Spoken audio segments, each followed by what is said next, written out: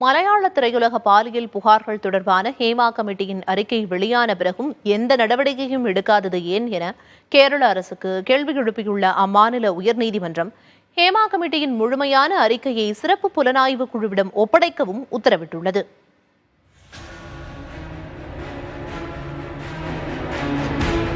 மலையாள பட உலகில் பெண் கலைஞர்களுக்கு எதிராக நடைபெறும் பாலியல் கொடுமைகள் குறித்து நீதிபதி ஹேமா ஆணையம் தனது அறிக்கையை கேரள அரசிடம் 2019 டிசம்பரில் சமர்ப்பித்தது. இந்த அறிக்கையை அரசு வெளியிடாமல் இருந்த நிலையில் நீண்ட சட்ட போராட்டங்களுக்கு பிறகு வரையறுக்கப்பட்ட மாற்றங்களோடு கடந்த மாதம் அறிக்கை வெளியானது. இது மலையாள திரையுலகையே உலுக்கியிருக்கும் நிலையில் இது தொடர்பாக கேரள உயர்நீதிமன்றம் தாமாக முன்வந்து எடுத்த வழக்கு நீதிபதிகள் A.K. ஜெயசங்கரன் நம்பியார், C.S. சுதா ஆகியோர் அடங்கிய சிறப்பு அமர்வில் விசாரணைக்கு வந்தது. அப்போது ஹேமா கமிட்டி அறிக்கை சமர்ப்பிக்கப்பட்டு 4 ஆண்டுகளுக்கு மேலாகியும் அதன் மீது அரசு எந்த நடவடிக்கையும் எடுக்கவில்லை என நீதிபதிகள் கண்டனம் தெரிவித்தனர்.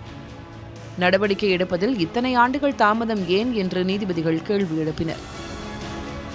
ஹேமா கமிட்டி அறிக்கை வெளியான பிறகும் அரசு எந்த நடவடிக்கையும் எடுக்கவில்லை எனவும் நீதிபதிகள் கடுமையாக சாடினர்.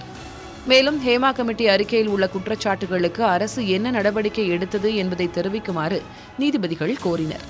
இதற்கு பதிலளித்த அரசு தலைமை வழக்கறிஞர் இந்த விவகாரங்களை விசாரிக்க சிறப்பு விசாரணை குழு நியமிக்கப்பட்டுள்ளதாக தெரிவித்தார்.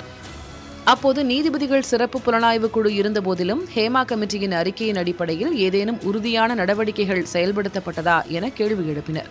தொடர்ந்து ஹேமா கமிட்டியின் முழுமையான அறிக்கையை சிறப்பு புலனாய்வு குழுவிடம் ஒப்படைக்கவும் அவர்கள் உத்தரவிட்டனர்.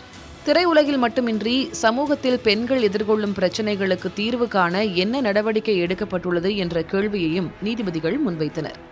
அமைப்புசாரா துறையில் நடக்கும் பாலியல் சுரண்டலுக்கு முடிவு கட்ட சட்டம் கொண்டு வர வேண்டும் என்றும் நீதிபதிகள் தெரிவித்தனர். இதையடுத்து கேரள அரசின் சிறப்பு புலனாய்வு குழு எடுத்த நடவடிக்கைகள் குறித்து அறிக்கை சமர்ப்பிக்க உத்தரவிட்ட நீதிபதிகள் வழக்கு விசாரணையை ஒத்திவைத்தனர். முன்னதாக இந்த விவகாரத்தை ஊடகங்களில் வெளியிட தடை விதிக்க வேண்டும் என்ற அரசு தரப்பின் கோரிக்கையை நிராகரித்த உயர்நீதிமன்றம் ஊடகங்களை கட்டுப்படுத்தக்கூடாது என்றும் ஊடகங்களுக்கு தங்களை கட்டுப்படுத்திக் கொள்ள தெரியும் என்றும் கூறியது. அதே நேரம் சிறப்பு புலனாய்வு குழு செய்தியாளர் சந்திப்பு எதுவும் நடத்தக்கூடாது என்றும் நீதிமன்றம் உத்தரவிட்டது. புதிய தலைமுறைக்காக செய்தியாளர் ரமேஷ் கண்ணன்.